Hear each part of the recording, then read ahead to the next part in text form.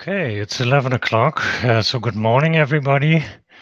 Welcome to our session on the String Hydrogen Corridor.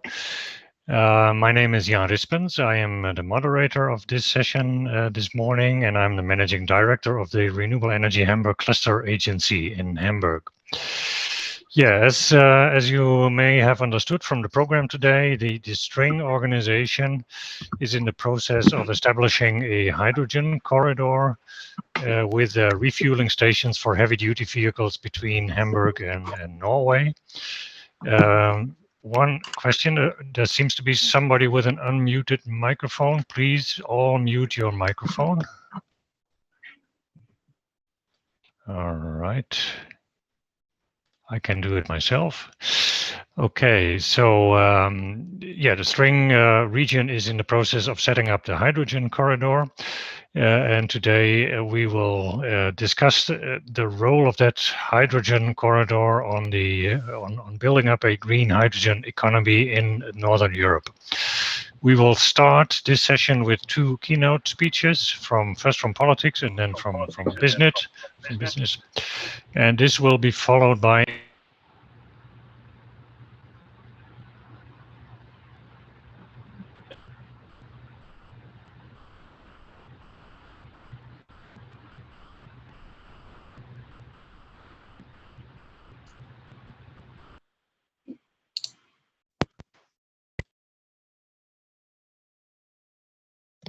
Sorry, but I can't hear you. Can you hear me now? Now it's fine. Yeah, somebody muted me. I'm not sure who did that. Okay, so I will repeat a few lines from my start speech. Yeah, we will start with two keynote speeches from politics and then from business. And after that, there will be a panel discussion by representatives from Germany, Denmark, and Sweden and Norway. They all decided to put one of the most important.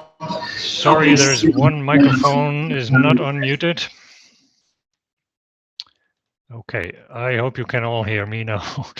We will now start with the first keynote speaker. It is Klaus Christian Clausen, the Minister of Justice, European Affairs and Consumer Protection of the Federal State of Schleswig-Holstein, and he is currently also the chair of the String region.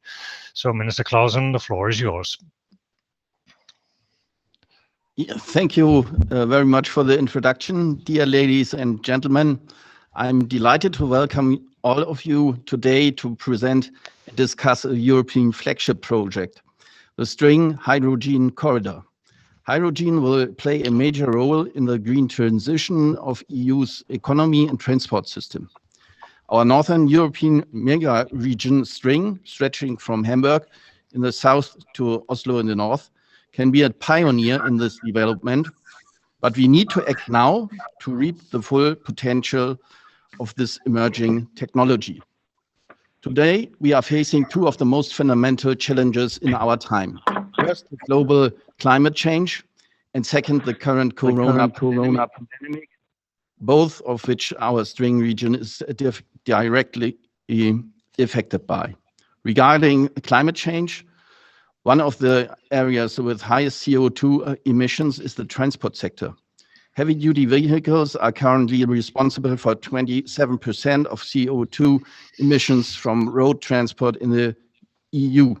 Since 1990, these emissions have increased by 25%, and future trends show that without additional political action and the application of clean technologies, the share of CO2 emissions from heavy-duty vehicles in road transport will increase to 32% in 2030. At the same time, the transport sector is the basis for and the driver behind a competitive and interconnected trade system, making heavy-duty vehicles a key player in ensuring the free movement of people, goods, and competencies for a sustainable economy. Regarding the corona pandemic, our entire economy has been affected by the recent lockdowns, and regional development was slowed down with declines in trade through the restrictions on the movement of people and goods across borders. This call for regional action to overcome these challenges. With joint political commitment and strong regional initiatives, we have the means to combat climate change and to build back better with hydrogen. Hydrogen technology harbors the opportunity to revive the economic success story of the wind industry in Northern Europe and is one of the front-runner solutions among the available alternative fuels for heavy-duty vehicles with a high level of technological development. This is the window of opportunity for our region to actively set the political agenda and to demonstrate how regions pave the way for the establishment of a clean, green economy and sustainable infrastructure. The two main tasks for our regions are therefore A, to transform our transport system by the application of alternative fuels like hydrogen, and B, to kickstart a green economic reboot in the aftermath of COVID-19.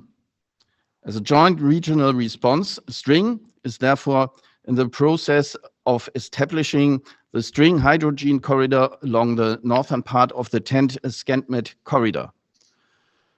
One of the biggest inhibitors for the transition towards a sustainable heavy-duty transport is the lack of an adequate alternative fuel infrastructure, accompanied by the need for a reliable and long-term political framework to allocate the necessary investments to alternative fuels solution. The STRING hydrogen corridor will deploy a minimum of 12 hydrogen fueling stations and a fleet of up to 570 hydrogen-fueled heavy-duty vehicles in our STRING mega region. In a public-private partnership, we are combining the deployment of stations and vehicles to solve the chicken and egg dilemma. This will enable us to merge the political vision and private sector expertise in a robust business model. The private sector, spanning the entire hydrogen value chain, is eager to participate. This is the first hydrogen corridor of its kind in Northern Europe, establishing a coherent hydrogen infrastructure across 4 countries. The state of Schleswig-Holstein is a strong leader of this project and has set the establishment of the corridor as its highest priority in the STRING cooperation. This flagship project is tapping into a great European and regional potentials. The European Union plans to invest up to 470 billion euros into hydrogen technology, which is estimated to create up to 1 million jobs before 2050. We will reap this potential by applying for EU co-financing for the STRING hydrogen corridor. At the same time, our STRING region is already home to world-leading green tech companies for hydrogen. Based on our big Northern European wind industry, we have the optimal preconditions for the production and supply of hydrogen, and we have regional companies with state-of-the-art technology for hydrogen refueling stations. The STRING hydrogen corridor is therefore a driver for regional innovation, attracting investments, talent, and businesses to Northern Europe. Through the regional production, supply, and export of hydrogen, we are establishing an entirely new and green industrial sector with jobs and know-how that our region can live off in future. This will spur the green economic reboot of our region in the aftermath of COVID-19. At the same time, our hydrogen corridor is a concrete tool to decarbonize the heavy-duty transport sector, making an essential contribution to reaching regional, national, and EU climate targets.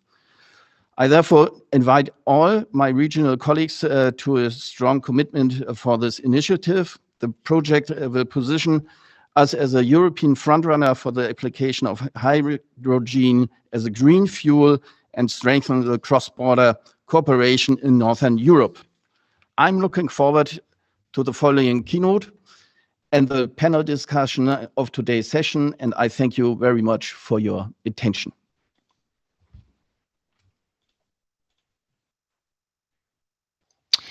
Thank you, Minister Klaus Clausen, for your keynote.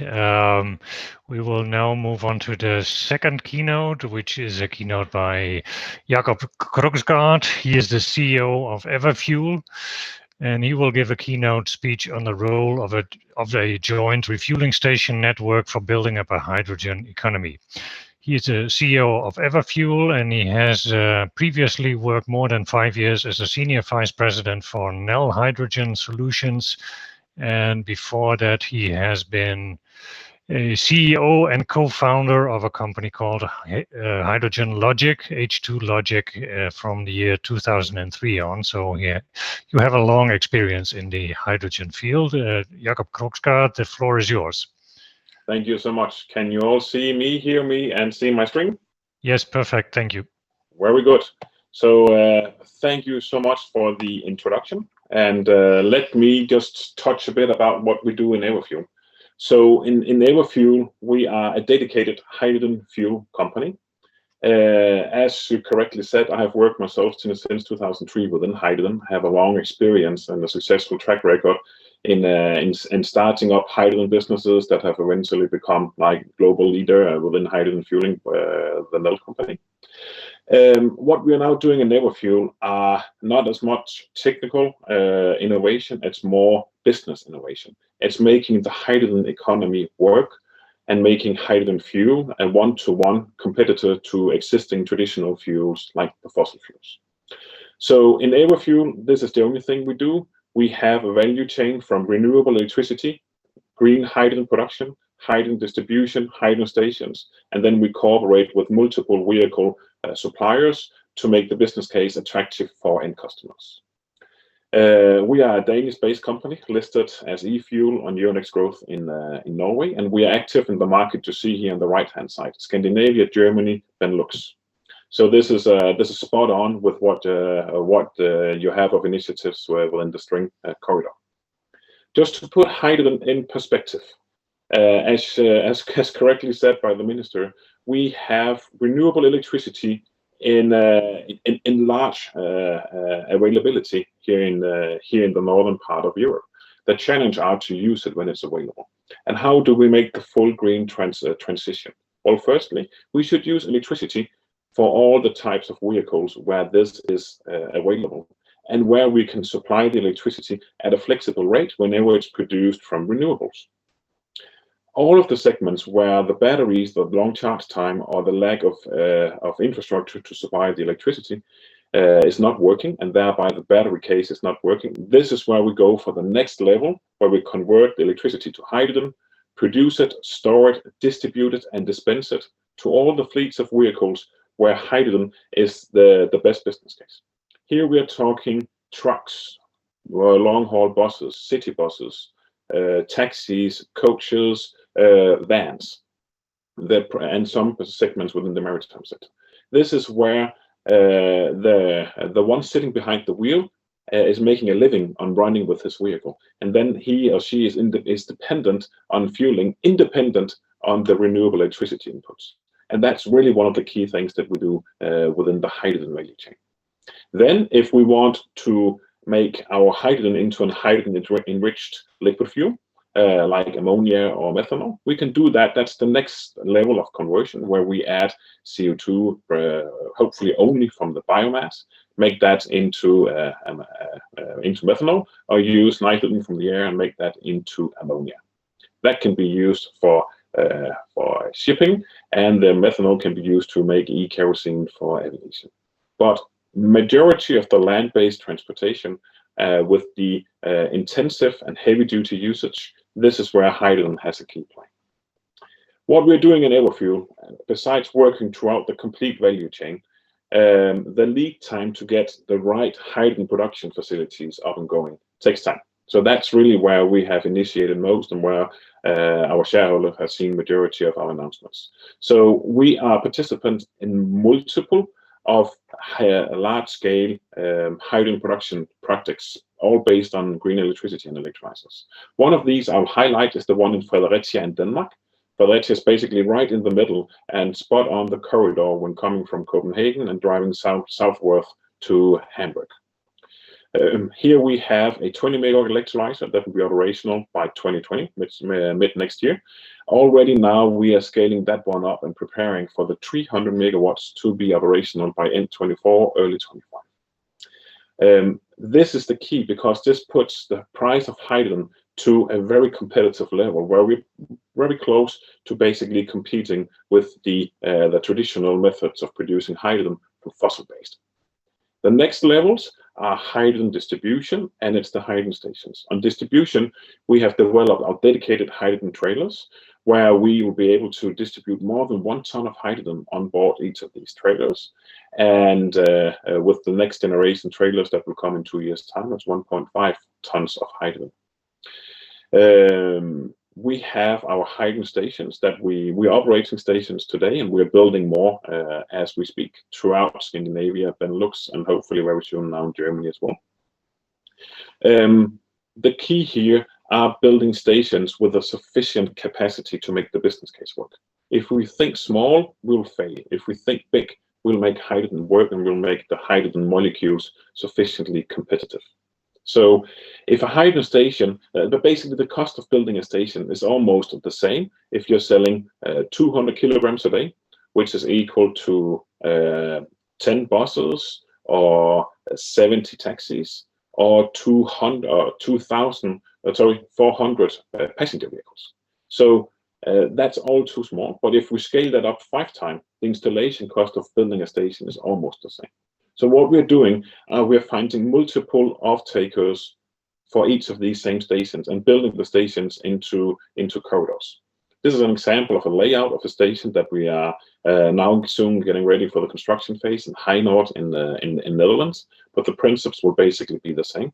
We're distributing hydrogen with trailers, parking the trailers, and from there on, moving gas into the hydrogen stations where it's compressed and dispensed to the dispensers you see on the left-hand side with the circular canopy. Very recently, we have announced our Scandinavian ambition to build hydrogen stations in Scandinavia, so Norway, Sweden, Denmark, and we'll be more than happy to take Schleswig-Holstein region and further south in Germany as well. No one has taken the lead to prove where will we build stations and where will there actually be a network of stations in Scandinavia. So we're taking the leadership, we're taking the first step and saying, this is how we would like to do it. However, we call this an ambition, and this is very clear, because we will not be building stations without customers. We'll build stations at the locations where we can set a strong business case for multiple off-takers. And here we actually are completely aligned with thinking on the corridors and thinking the heavy-duty transportation sector. So corridor coming from Oslo, south coast of Sweden into capital region of Copenhagen, and then the 2 paths going southwards into Schleswig-Holstein. We are completely aligned on that, and that's where we'll be building some of our very first and large stations. I think the really good thing are that we are now seeing vehicle OEMs, so the truck suppliers, that are stepping up and not just saying that hydrogen might happen. They're being very specific that it will happen, especially the Volvo Daimler partnership. However, that's going to be trucks that will be ready in 5-7 years' time or something. They're saying the second half of this decade, and we cannot wait for that. So the good thing are we do actually already have trucks, vans, buses, taxis available today. So what we're doing in Everfuel, this is completely aligned with what is the ambition of String. This is to make cooperation where we provide the fuel, we have vehicle OEMs, and then we have end customers with fleets of vehicles, where we go into a cooperation where we do joint market development. Because it's only in the synergy where we have these 3 together that we can truly make the case work. And we're doing that throughout Scandinavia, and now we're moving this southward into mainland Europe as well. We will not see any customers that will just with their eyes closed go for 200 trucks. We will see customers that will start with a feasibility, a requirement phase, then a pilot with a few trucks or buses or whatever the vehicle is. And then afterwards, when the pilot is successful, they will start a transition. So we're trying to get multiple customers to join us in the pilot phase. And this is all good, and we are embracing exactly what you do in String, and I think you appreciate our ambitions equally. Let's think big, let's think coordinated, and when we do that, we will truly make it possible to make yesterday's wind into today's fuel. Thank you for listening. Okay, thank you, Jakob Krogsgaard, for your keynote. So what I take from both keynotes is first from Minister Clausen, the String region is well positioned for the future hydrogen economy, and the hydrogen corridor is therefore a driver for regional innovation, attracting investment, talent, and businesses. So that is the political perspective, I think, and from Jakob or from you, I think what I take is that hydrogen is ready to take off. We are seeing a technology readiness level of 8 on a 9 scale. So we now need to implement things on a larger scale, and that is exactly what the String Hydrogen Corridor is supposed to do. So thank you both very much. We are now going to enter into a panel debate, and I would like to introduce our panelists to you. So please welcome with me, and please also switch on your camera, Mark Helfrich. Yes, Mr. Helfrich, you're a member of the German Parliament, Bundestag, member in the Committee of Economic Affairs and Energy, and also the Committee of Affairs of the European Union. Welcome. Okay. The second participant, unfortunately, Katarina Amitsbøl from Denmark, from the Danish Conservative People's Party, is not taking part or cannot take part now in our panel discussion. So I want to welcome Ingebjørg Telnes Wilhelmsen, Secretary General of the Norwegian Hydrogen Forum. Welcome, Mrs. Wilhelmsen. And for the last 12 years, Ingebjørg Wilhelmsen has been Assistant Director at Drivkraft Norge, formerly known also as Norwegian Petroleum Industry Association, and she was working on a lot of fuel and LPG supply issues, and now, of course, also in the field of hydrogen. And the third participant is Jorgo Chatzimarkakis. I cannot see Mr. Chatzimarkakis yet. Yes, now I see you. So welcome, Jorgo Chatzimarkakis, Secretary General of Hydrogen Europe. And Mr. Chatzimarkakis, before that, was a representative for Infineon Technologies in Brussels. He was also a member of the European Parliament from 2004 to 2014 on the Committee for Industry, Technology, Research and Energy. And in that position, he was also already working on hydrogen and fuel cell issues. Welcome. Hello. Okay, so yeah, let's start with a short panel discussion. First of all, I would come to the field of the current status and the requirements that we see for a hydrogen economy to develop, and the role the String Corridor could play in that. So maybe to all three of you, could you summarize from your perspective what are the essential factors to build up a green hydrogen economy in Europe, and now especially, of course, in Northern Europe, and maybe also on what is still missing? And I would like to maybe start with Mark Helfrich. Could you answer that question, please?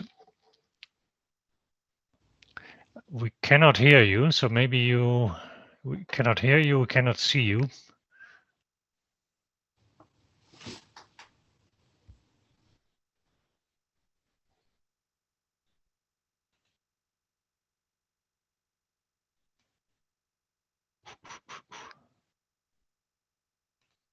Mr. Helfrich, you are unmuted and we cannot see you. Can you please switch on your microphone and your camera?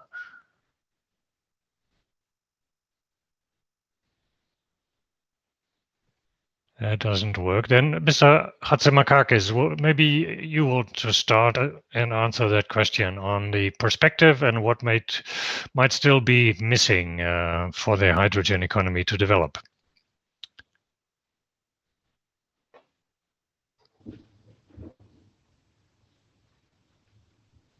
I think we have a small technical problem. Mrs. Wilhelmsen, can you answer that question, or is everybody muted and the camera is off? That depends. Do you hear me? Yes, I can hear you and I can see you. Please go ahead. That's good. Great to be with you today.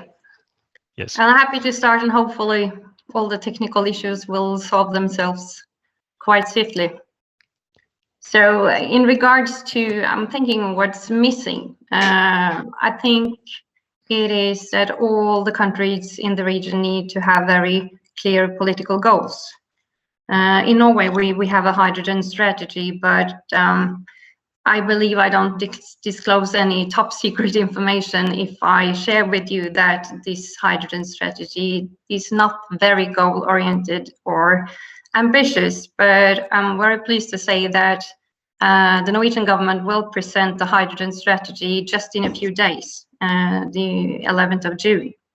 So hopefully that will be both clear and ambitious and fit very well into the STRING project in regards to establishing infrastructures.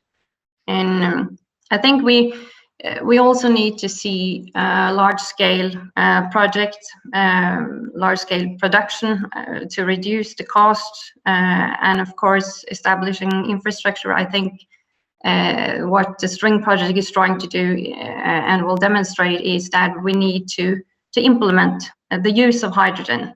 Mm-hmm. So that we need the stations first. And I think in Norway these days, a very sort of difficult debate is how to be able to have a better suited funding system.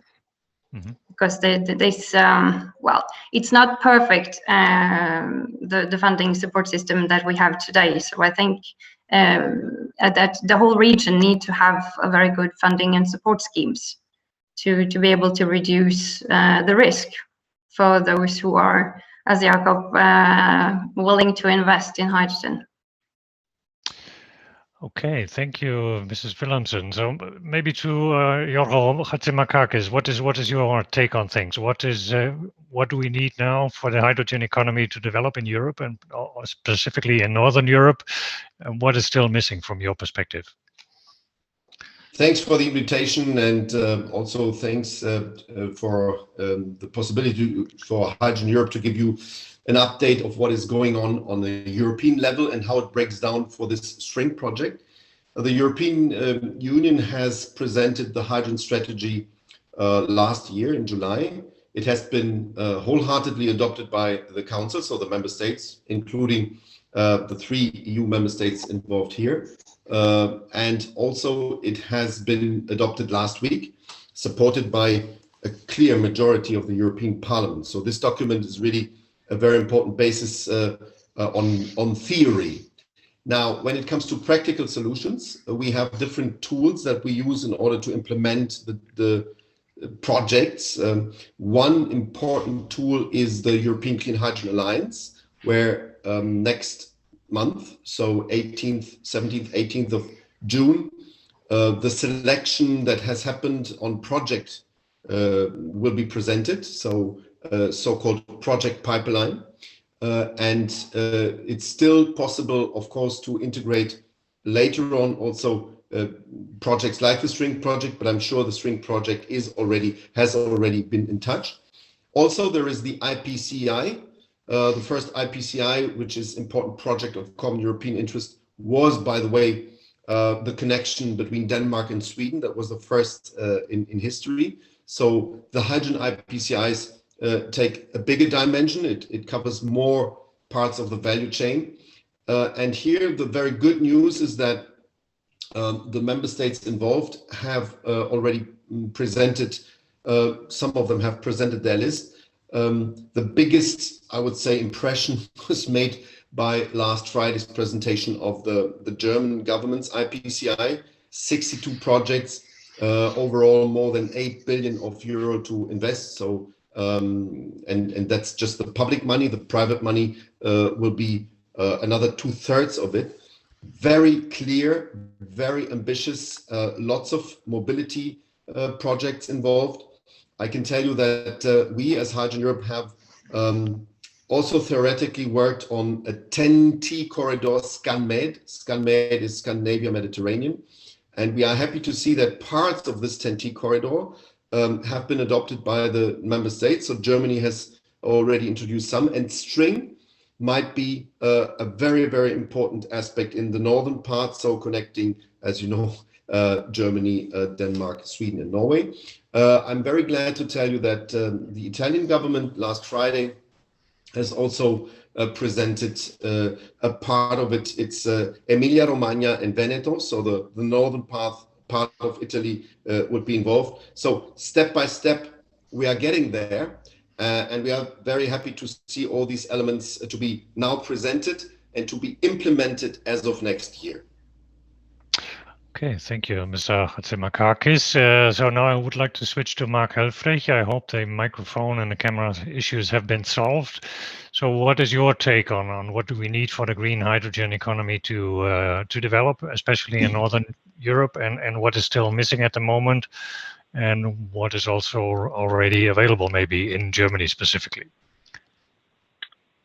Well, thank you for having me today. I have to apologize that just my computer went down and I couldn't restart it, so I was completely switched off.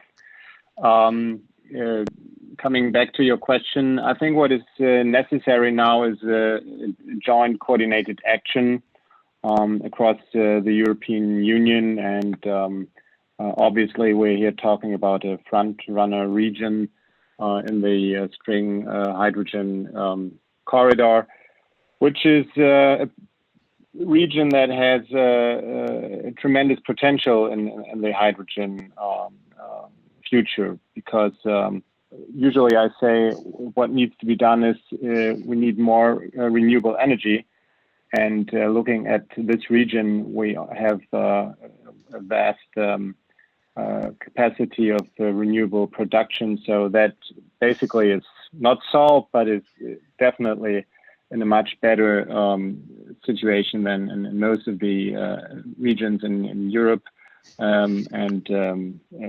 Looking at a German perspective, the north is the region where we have the renewable energy.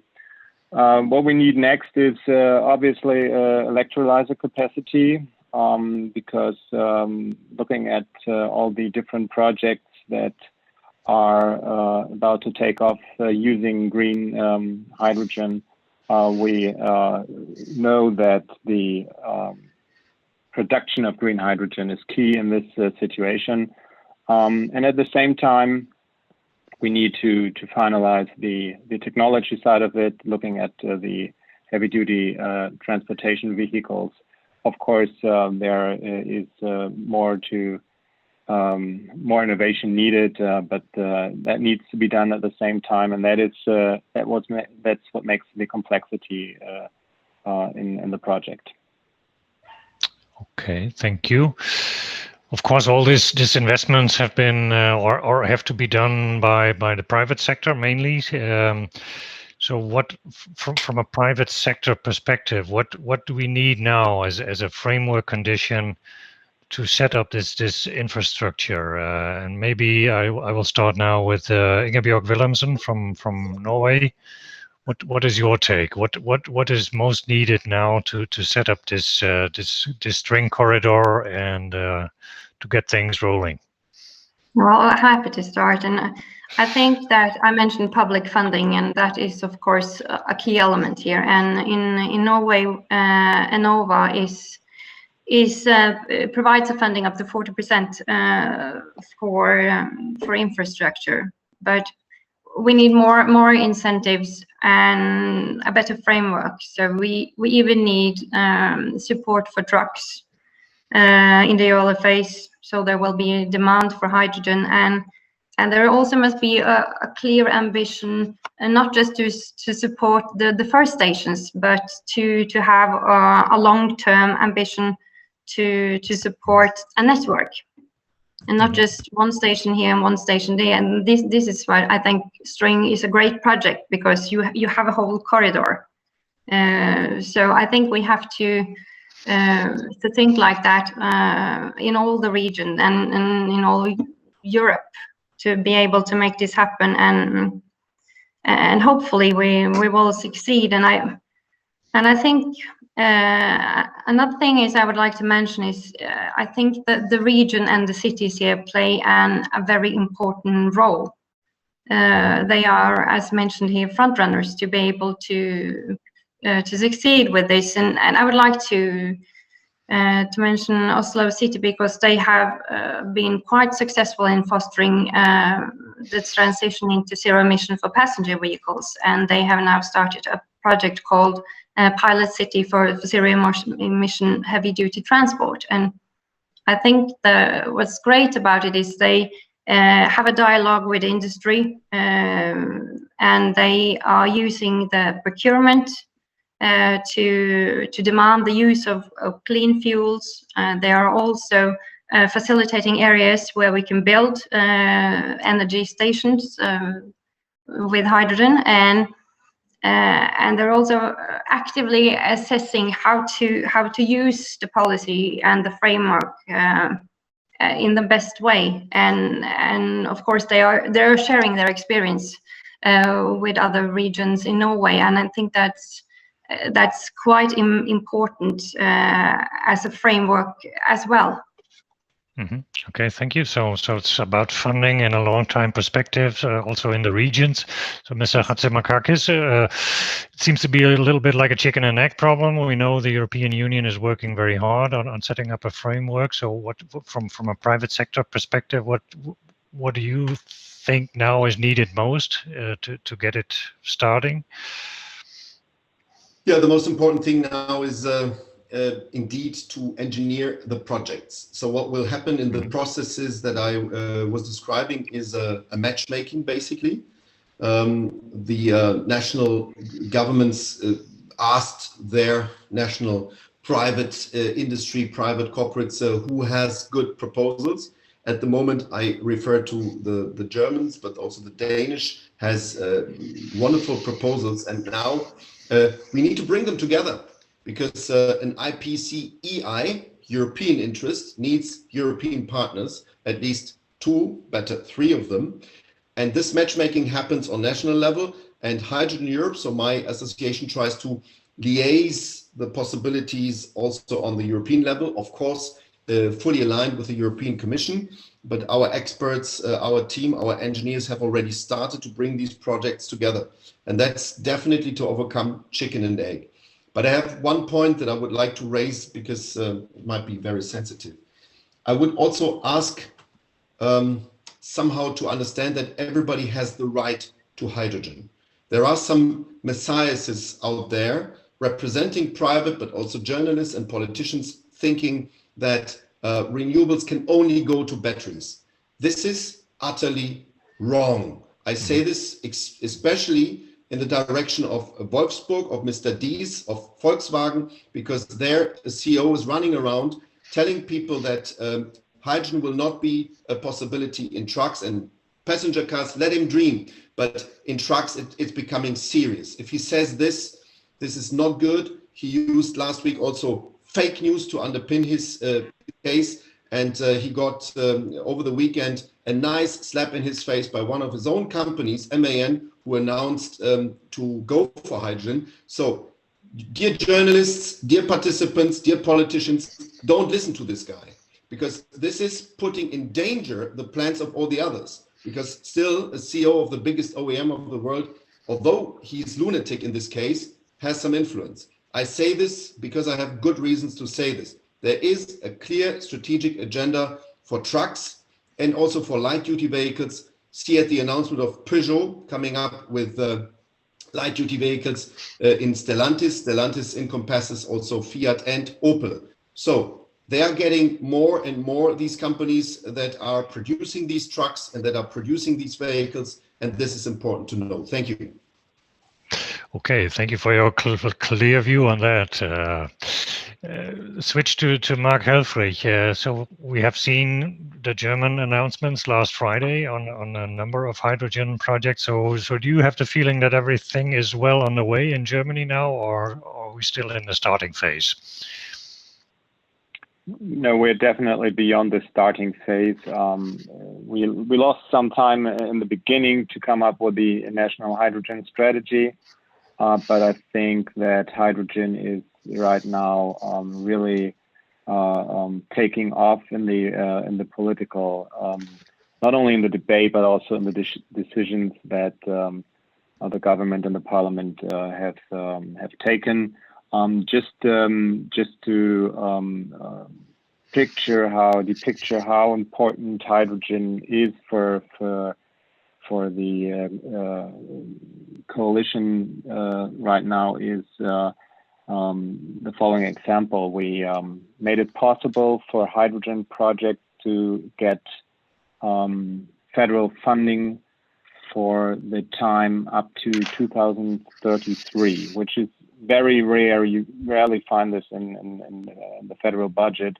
This was the only change in the budget 2020 aside from Corona adjustments. So hydrogen is really a key project, and also the IPCEI projects that have just recently been announced show that this is really a massive project to foster the decarbonization in basically all the sectors that need hydrogen in the future. And I completely agree with what Mr. Katzimarkakis just said. The idea of hydrogen being given to just privileged sectors, I think we will find this to be wrong in the future. And of course, where we have electrical solutions to decarbonize sectors or technologies, that is definitely a very good way to use these technologies. But we need hydrogen, and we need it also in the field of transportation. Mm-hmm. Okay, thank you. Okay, so let's move on a little bit to the next issue. Yeah, can the hydrogen corridor be a driver for economic growth and for innovation in Northern Europe? Maybe to start with you again, Mr. Helfrich. Yeah, we are seeing a climate crisis, and we increasingly understand what is going on and how serious it is. We are in, maybe, I hope, in the aftermath of a COVID pandemic. So what role can the String hydrogen corridor play in a green economic reboot of our economy? How can it help us restart the economy again? Well, as I said, it's for me, it is a front runner. It is a region that is privileged in the renewable energy, and so such a front runner is obviously able to set standards, and obviously we want this standards to be seen in the future as a European standard. So.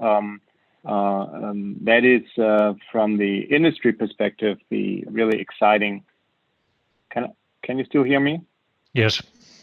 Okay, just something changed with you disappeared. Okay.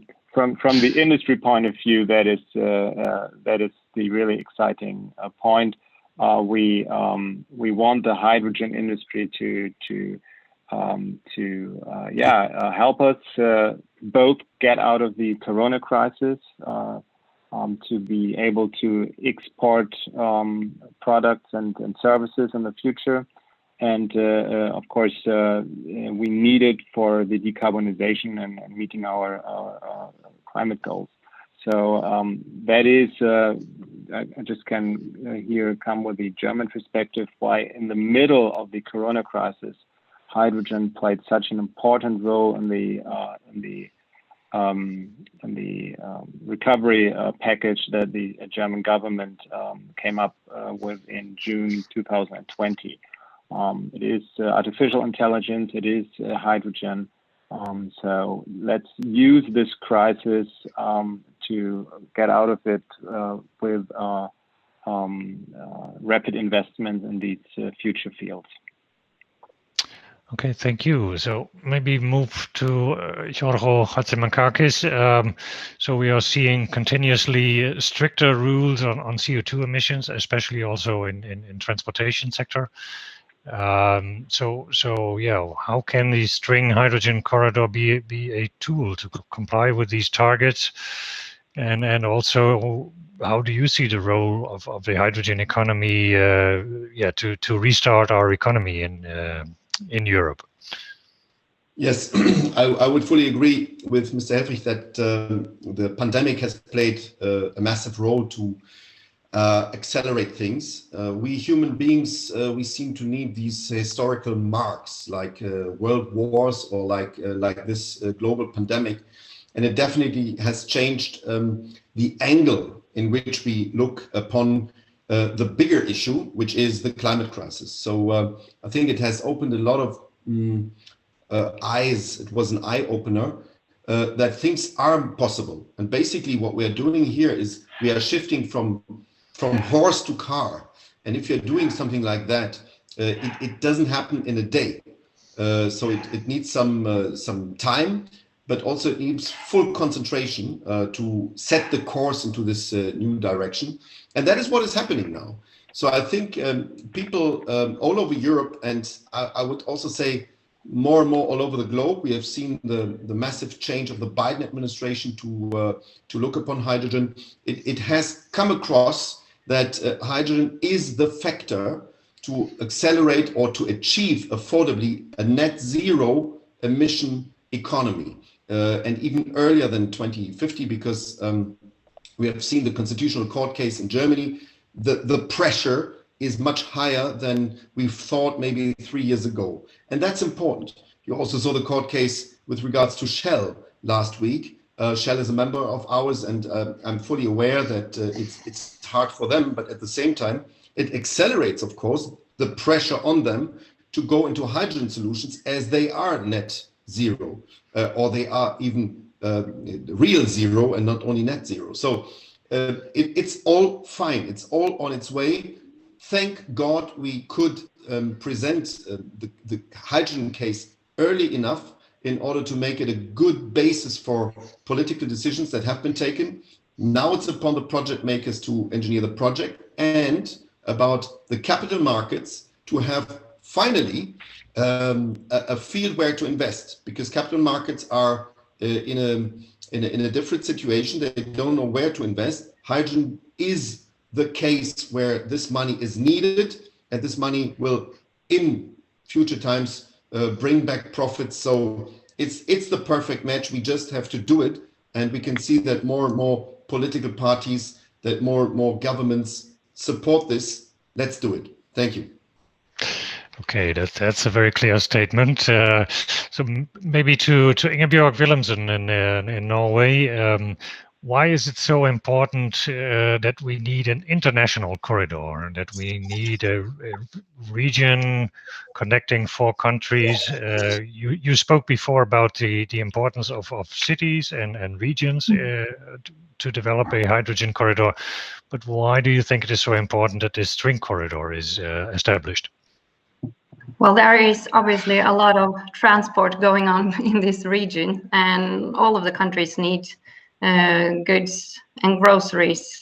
So import and export is a key element here. So of course the transport is increasing, and the transport is both regional and transnational. So it's very important that we are able to establish infrastructure along these key corridors. And I'm thinking that the String project should also cooperate closely with the Nordic Hydrogen Corridor in Sweden, and also the H2 truck project in Norway. And I think that all these projects together will help get a high demand for infrastructure and trucks. And I think what's great with this project is that you bring both the supplier of the trucks and the transport companies together. because where you mentioned the chicken and egg earlier today, and of course, as everyone says about what's going to go first. But of course, we need the station first, but we also need a hand-in-hand introduction of trucks. And I'm thinking that what's very important with the string is that it makes this region more interesting for the manufacture of trucks. So this region could be an early mover, so to say, into establishing infrastructure and using hydrogen.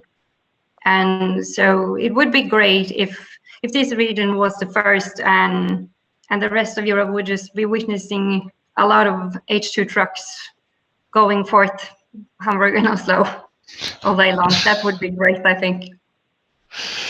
Yeah, that certainly would be great. So maybe come to the last question. I have to watch I have to watch the watch a little bit. Time is a little bit running out. What I want to say to the audience, if you want to ask any questions, then please use the chat function for that. You can address questions to the panelists. Please do it in the chat. And I come to the last question to all three of the panelists.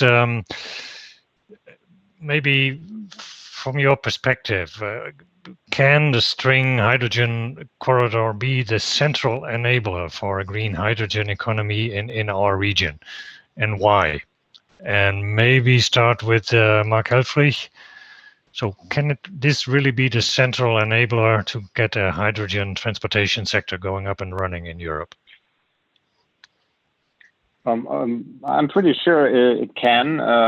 So it is very important that it's going to be a network that is open to not only to heavy duty transportation, but very soon it's welcoming other hydrogen users. That a network that is also enlarging, so to say, towards the other sectors, and especially to the production sector of green hydrogen.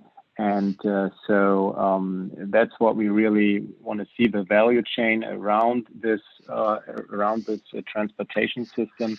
And so in that sense, we will see an innovation driver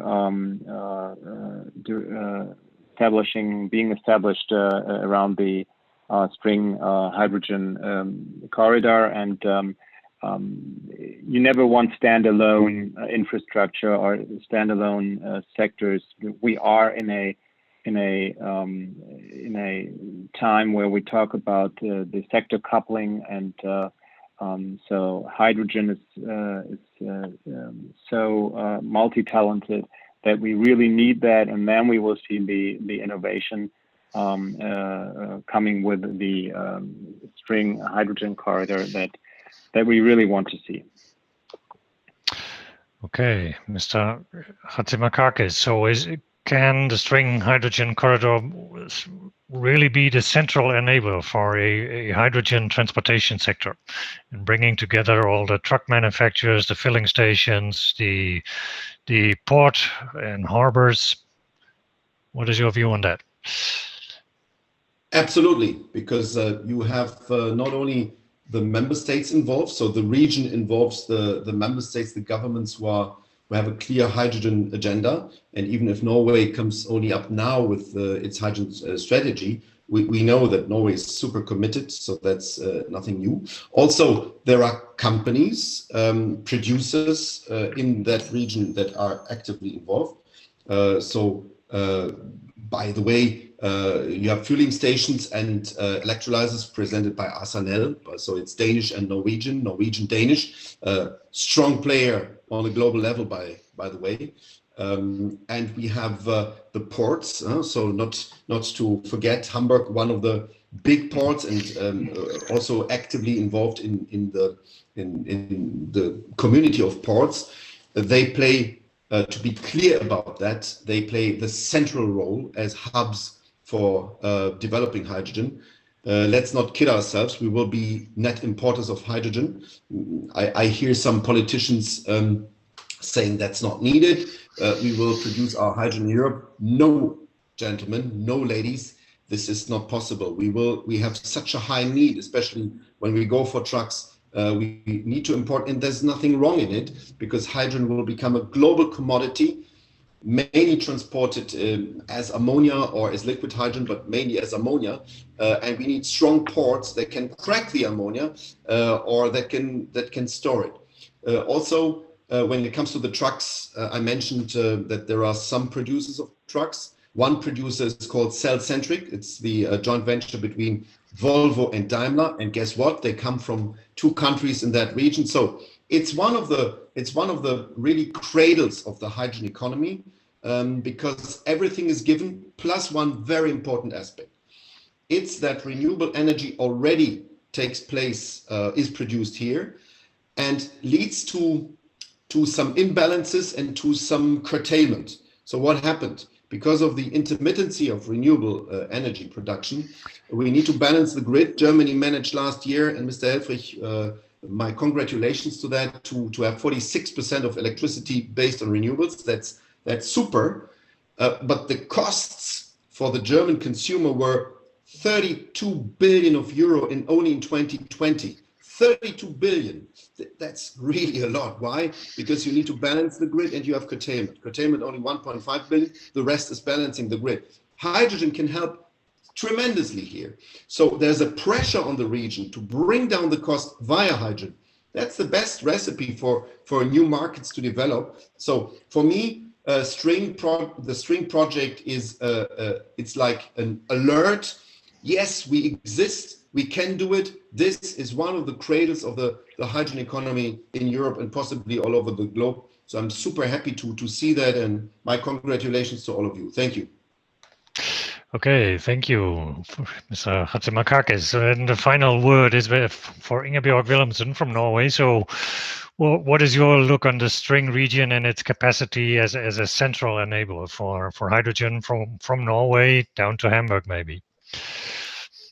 Thank you, Jan, for giving me the opportunity to have the last words here. I will try to be brief because I'm aware of the time, but I think that we've been talking about hydrogen for a long time. But in my opinion, the snowball, as we say in Norway, will first start to roll in the line of development of infrastructure when we see hydrogen is being used. And I think this project is very important also in light of that the public will be more aware that hydrogen will play a role in the zero emission society. Hydrogen is one of the alternatives that will help us. So I think that's sort of element we need to take into the account as well, because we need the users, and this is an excellent way to show that it's going to work, and we will probably learn a lot along the way. But I think that that's a very important factor, and I think that this project will also be a trigger for other sectors and for production of hydrogen, and at least, as Jörg also mentioned, the production of hydrogen technology. And the region, we have a lot of capable and skilled companies that are able to produce installations and equipment that we can export to the rest of the world. But I think that time is an essence here, so we need to hurry up if we were able to win the race, because I feel, at least in my mailbox, it feels like it is a global race that has been put into motion. So we should help each other to speed up, but we wish the best of luck to your project, and we are happy to assist, of course, in any way we can. All right, that sounds like a very good summary of today's discussion, maybe. Thank you, Ingebjørg. Thank you to all the panelists, Mark Helfrich, Jorgo Chatzimarkakis, and Ingebjørg Wilhelmsen from Norway. Thank you all for a very good discussion. We're running a little bit out of time, so there will be, I don't see any questions from the chat, but I think we had a very good discussion anyway, and a lot of different perspectives on here. So I would like to say thank you to Minister Klaus Christian Clausen and Jakob Krogsgaard for very interesting and very relevant keynotes. And thanks to the three panelists. And my take from this discussion and from this event is that the string hydrogen region can be a very important enabler, because it is really connecting 4 countries that are highly motivated, that have a very high environmental standard. And I think that is of utmost importance for the establishment of a hydrogen economy in the European Union.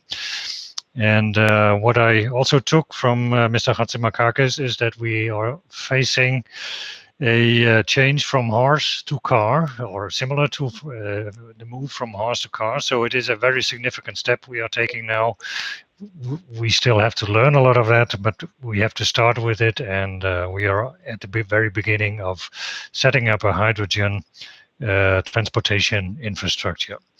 So to all the participants today, I want to thank you for your attention. I hope you have a very good rest of the day. Stay tuned in the Fehmarnbelt days, and hope to see and hear from you in the upcoming weeks, months, and years. Have a very nice day. Thank you very much for your attention.